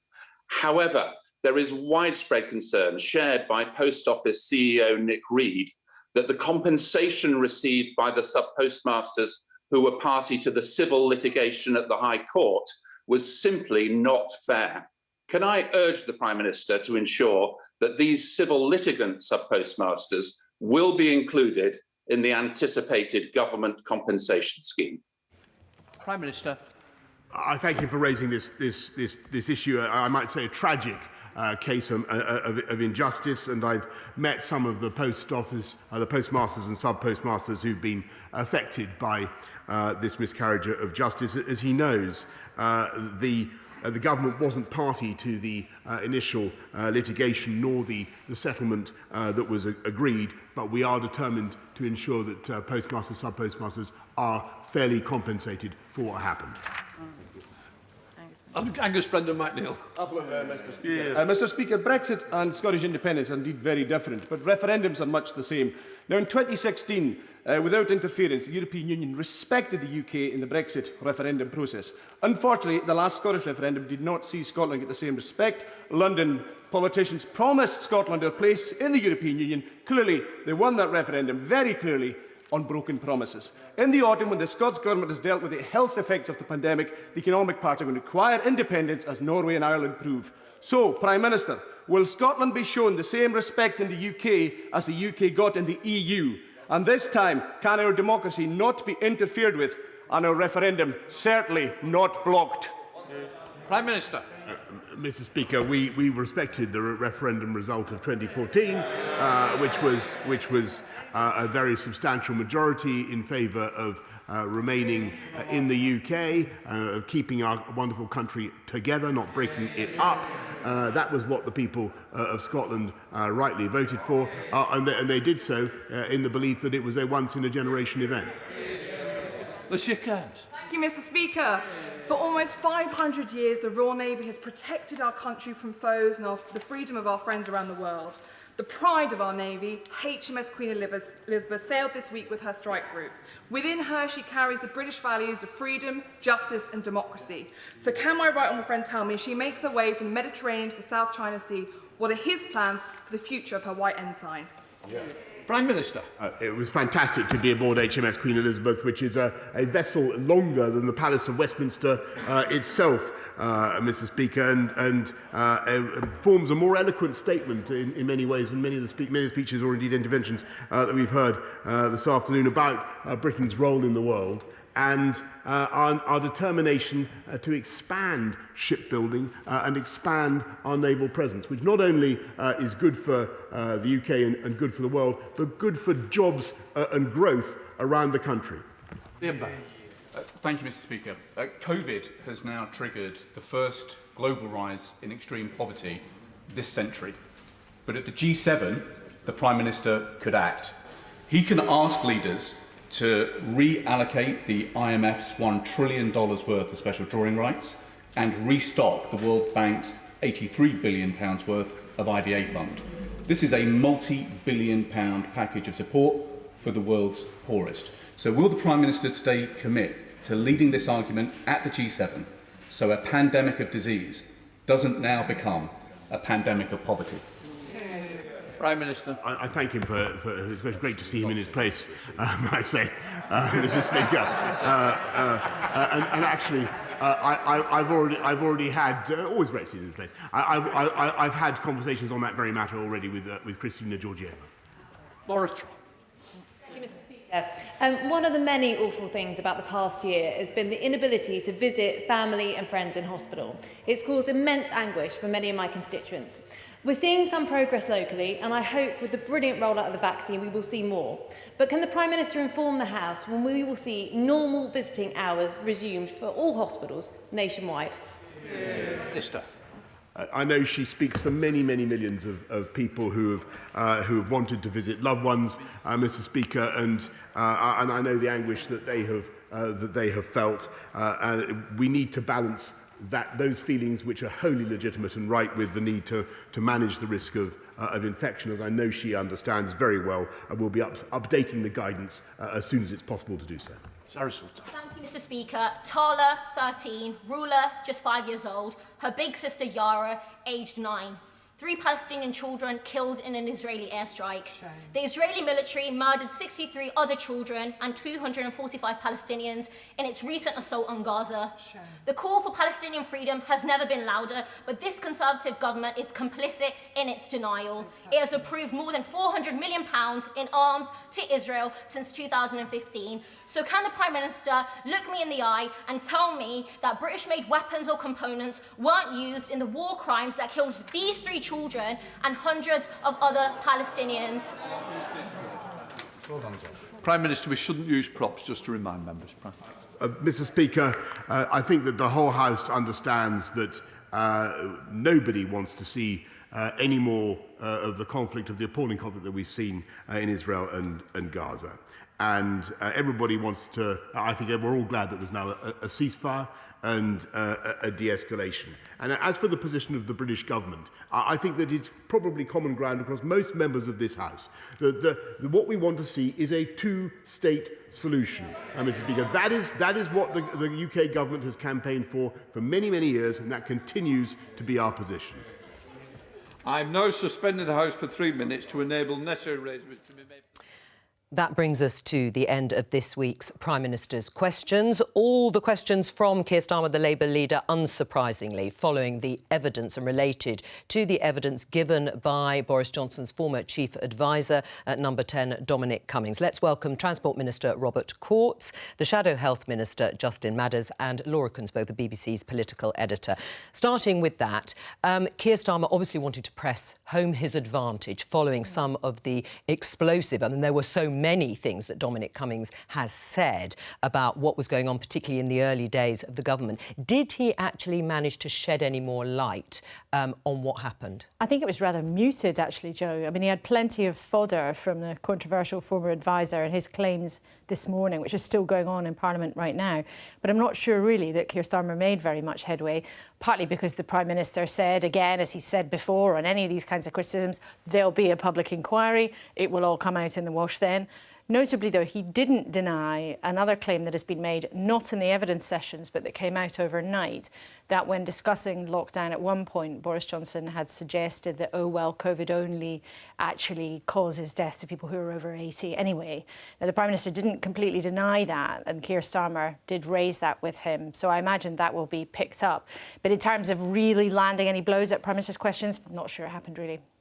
In terms of Boris Johnson's defence, if you like, and the strategy, you mentioned the inquiry, which, of course, is going to be the stock answer, isn't it? This will all come out in the inquiry. We heard a little bit of that earlier from Damien Collins, another Conservative MP. But also that they want to be forward-looking. He used that phrase, fixated on the rear-view mirror, he accused Keir Starmer of, because they are going to try and use or exploit, justifiably or not, the idea that the vaccination programme is so successful, people will perhaps not remember some of what happened in the early days of the pandemic. Is that going to hold?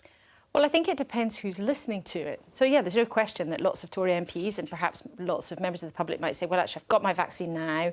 It appears that the economy is not going to be as terrible as people thought it would be. Actually, the government's got through what was no doubt a very, very bumpy period at the beginning. And remember, this evidence from Dominic Cummings so far has been fixed on the March decision-making and the government's preparation for it. We'll get more later in the day on what happened later on. But I think then if you were watching this morning's evidence and perhaps you were the family of somebody who'd lost their life during the pandemic, if you were listening to this morning's evidence and you were someone who was working in the NHS, if you were listening to this morning's evidence as somebody whose life had really been affected for the worse by the early handling of the pandemic, and of course if you were a political critic of Boris Johnson, then I think you really might feel rather differently. And at the very least, whatever Dominic Cummings' motivations are, whatever the government defence is, he has painted a picture this morning of a system that was at times chaotic, at times completely dysfunctional, and actually a repeated series of failures, his own included. And it was interesting, despite sometimes on social media his kind of bravado and swagger, clearly this morning he sort of had taken some kind of humility pill. You know, he apologised numerous times. Well, he started, didn't he, with an apology? Exactly, and began with an apology. But I think also this argument that you do hear a lot at the moment from Conservatives that, oh, well, the public doesn't care, so therefore it somehow doesn't matter. Well, I don't think that really necessarily holds. There are plenty of issues that the public might not be very aware of or they might not necessarily be very engaged in. Frankly, lots of people spend much of their lives never really very engaged in the minutiae of politics. But that doesn't mean that issues don't matter. You know, the public interest is not the same as what the public is necessarily interested in.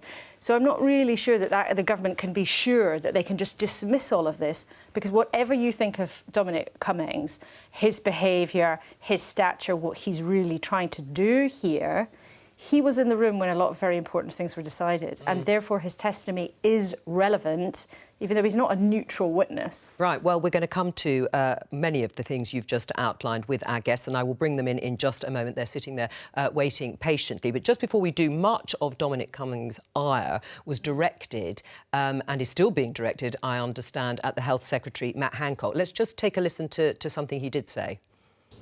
Hancock wanted to be able to go on TV and say, look at me, my 100k target.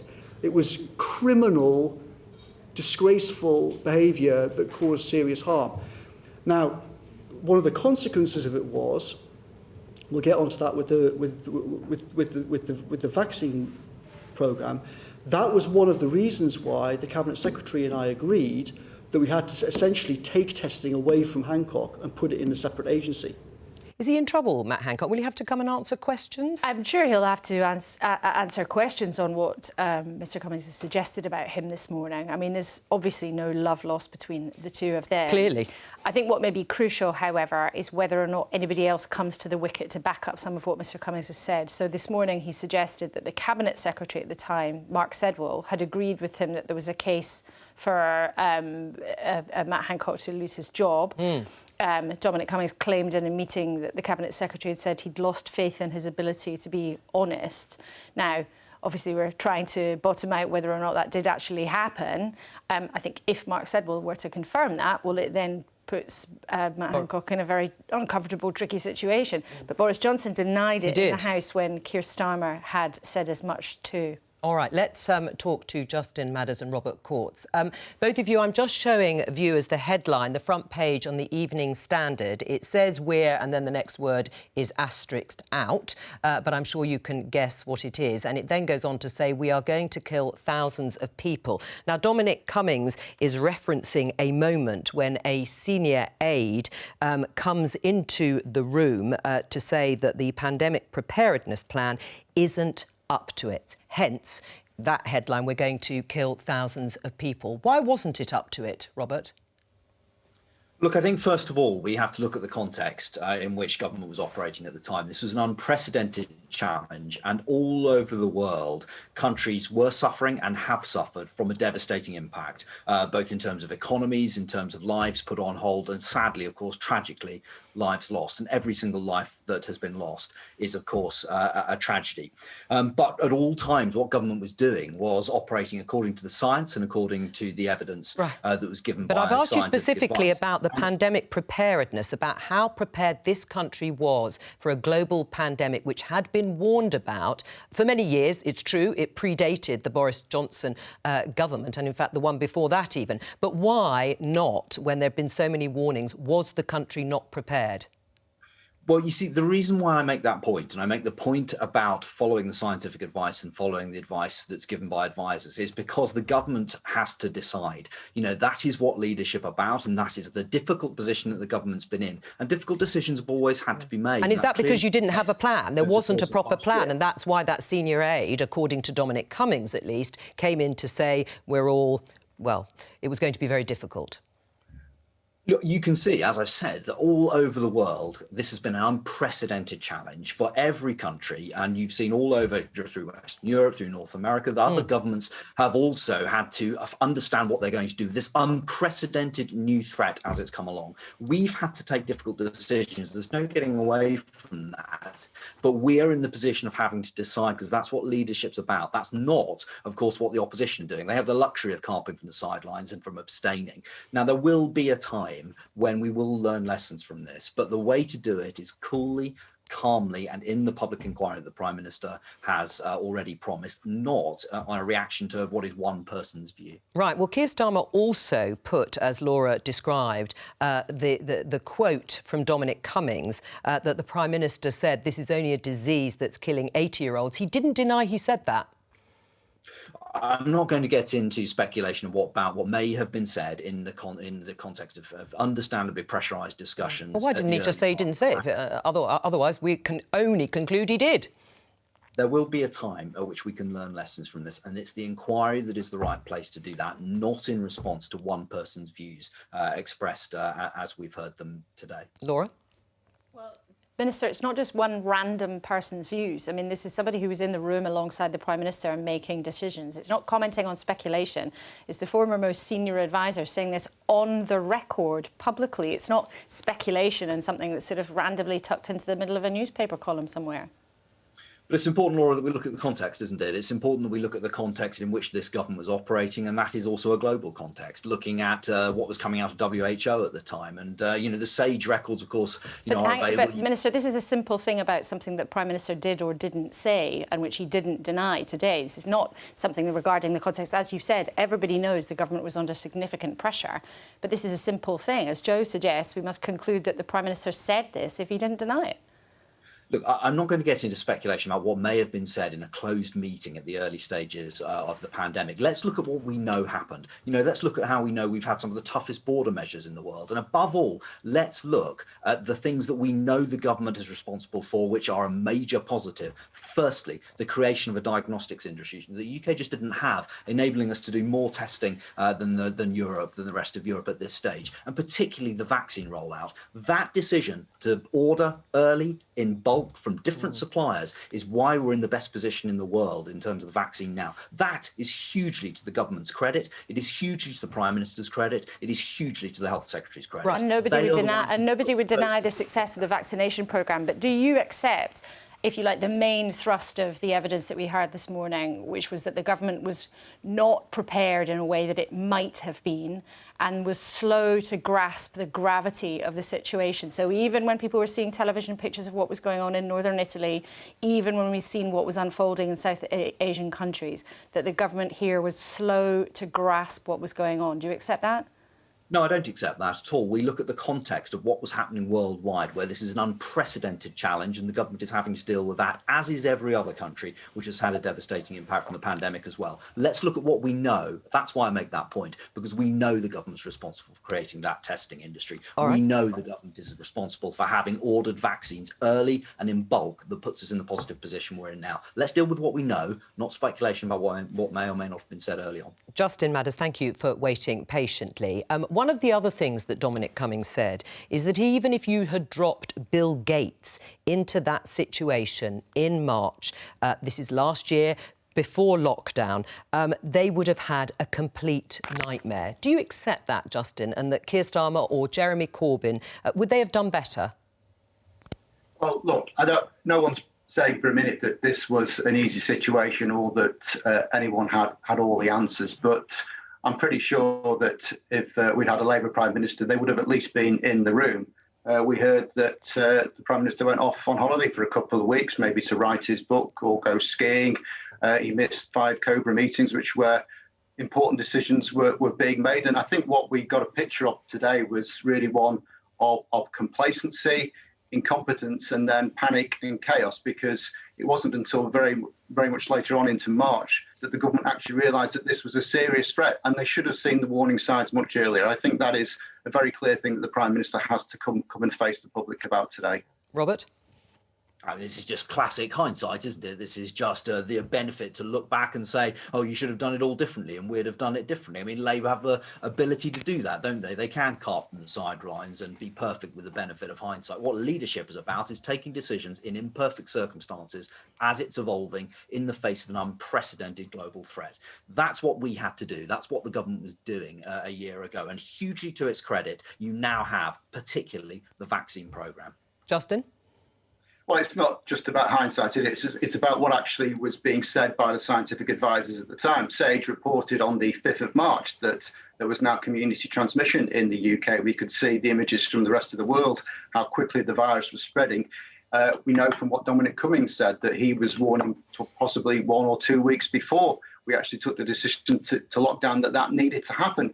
And we know from academic studies that up to 20,000 lives could have been saved if that decision had been taken earlier. There's no doubt the Prime Minister has to explain himself and answer as to why he didn't take those vital decisions at an earlier stage. Right, well, Robert, on that, your government has introduced 3 lockdowns of different kinds in England, in March last year, in November last year and in January this year. Do you accept, as Justin has set out, that all of those lockdowns could and should have happened earlier?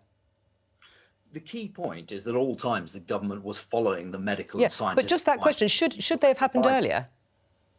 Well, the point is that they are following the advice that was given. You can see from Sage Minutes that there is discussion going on as to what should be done. Governments all over the world were dealing with this unprecedented challenge. I understand that, but actually the Sage Minutes at the end of September said they should have locked down earlier. So if you were following the science, you're saying they should have done. It was a mistake.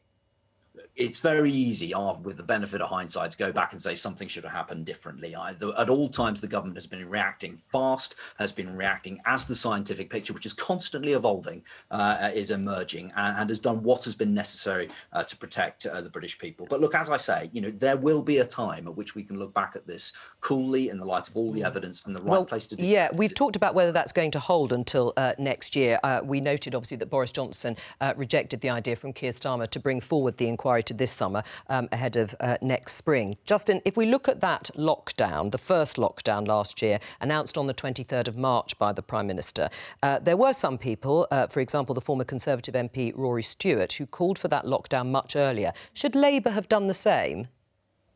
Well, I think you'll find that John Ashworth, who was Shadow Health Secretary at the time, was actually calling for that at an earlier stage. How much earlier? I haven't got the precise dates on me, but I think it was at least a couple of weeks before we actually went into that. And of course, at this time, the Prime Minister was going around shaking people's hands and telling people that this was no worse than a cold. It was complete complacency on his part. And I have to take issue with Robert and when he says that we're looking at this with the benefit of hindsight. With the second lockdown, we knew a couple of weeks after Sage reported in September that there should be a circuit breaker lockdown, that's what they recommended. And that's actually what we asked for. And it was still another 2 or 3 weeks after that before the government finally acted. Again, more lives lost because of delay. I don't think there's any hindsight in that, is there? Right. So you are saying that Labour called for it 2 weeks ahead of March the 23rd? As I say, I haven't got a precise date, but I think that's what we were asking for, that certainly at an earlier stage. I mean, Robert, isn't one of the problems that much of the evidence, and not just evidence from Dominic Cummings today in the session, is that Boris Johnson just didn't take this pandemic seriously enough? We heard Justin Madders talking about him still shaking hands. He, of course, then became very ill himself. He has described, Dominic Cummings, that in February, Boris Johnson saw COVID at the time as a scare story. In meetings, the Prime Minister would often say it's swine flu. Don't worry about it. He even said Boris Johnson wanted to get Chris Whitty, the chief medical officer, to inject him with the virus on television so everyone realises it's nothing to be frightened of. Is that really a responsible attitude of a Prime Minister at the beginning of a pandemic? I don't accept the premise of that question at all, I'm afraid. I mean, it's What, that clear. he didn't take it seriously? You think all those actions indicate someone who was taking it seriously? The Prime Minister and the government has taken this very seriously from the beginning. It has always acted in accordance to the medical and scientific advice that was being received. There was debate within SAGE, there was debate within the World Health Organization as to how to react and what this absolutely brand new disease was going to be like. So the government has followed that, but don't forget this is an evolving situation. It's a new serious threat. It's one the world hasn't dealt with before, and governments all over the country have been working out their response to that, and this government is doing the same. Right, I mean, Laura, there is a point. Of course, Robert is right. Everyone was dealing with a very difficult situation. But there does seem to be a pattern emerging about the attitude in those early days. At the beginning, the lack of preparedness, perhaps Boris Johnson's attitude, if you believe the claims of Dominic Cummings, that they were getting to grips and struggling with it. People might point to the number of people who've died, the highest in Europe, the highest number, that is, 120, nearly 128,000 people. That doesn't indicate a government that was, as Robert is saying, following the science at all points during this crisis. Well, I think there's a few things there. So number one, the thing about following the science, there is no one science, right? There are always different views. There was always debate. And what came across this morning, which we've reported on extensively before, is that the assumptions behind the scientific views at the top of government were shown to be flawed, and it changed, right? So so you can't really say following the science because the opinions changed, which is why then we accelerated much more quickly to lockdown, which had not been the official plan.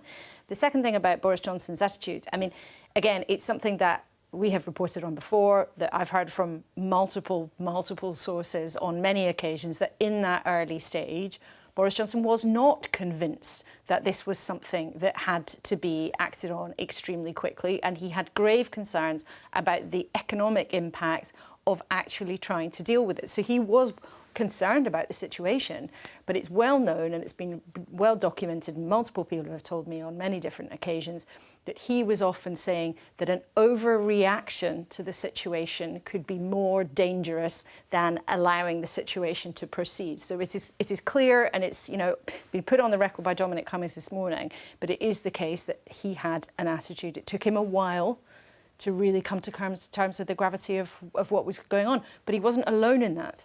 And I think, again, whatever the motivations, whatever all the bad blood between Dominic Cummings and Boris Johnson, what we heard this morning, what people have reported on before, is in those early months, a real situation where the government was really struggling.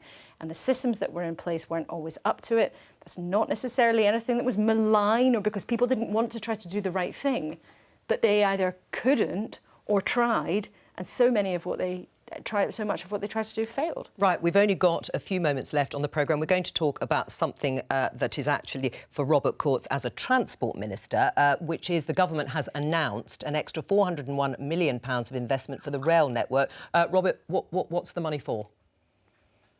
Yeah, absolutely. Well, thanks. This is very much part of our Building Back Better and investing in the British people's priorities, right, obviously, that we were put in place to do. So this is a mixture of factors. Some of it's upgrading passenger capability, some of it's upgrading freight capability as well. But all of it is intended to make our railway network faster and particularly greener as well. So it's right, part of our carbon. But Labour has already said, as Justin will no doubt attest to, that there's no timescale attached to it. Why not? Well, this is all something that has to be worked through in terms of the deliverability. The key thing is, of course, that we commit the money, we commit that we're going to be laying out how that happens, and you'll hear more about that in due course. Justin?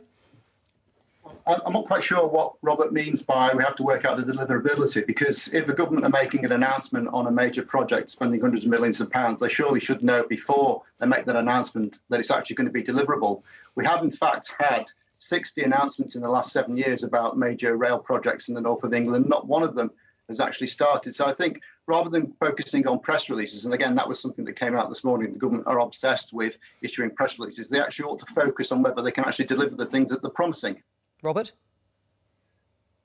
Well, I simply mean that, of course, the government has to have a programme in place in order to roll out the announcements that we've made today. But look, what we've got today is a hugely ambitious upgrade in our infrastructure. It is something that benefits all parts of the country. It's going to upgrade our freight system. It's going to upgrade our passenger capability, particularly in the north, according to today's announcement. And this is something that I hope everyone will warmly welcome. They won't warmly welcome it if, as Justin has said, there are 60 projects that have already been announced by you and by the government, and they haven't started.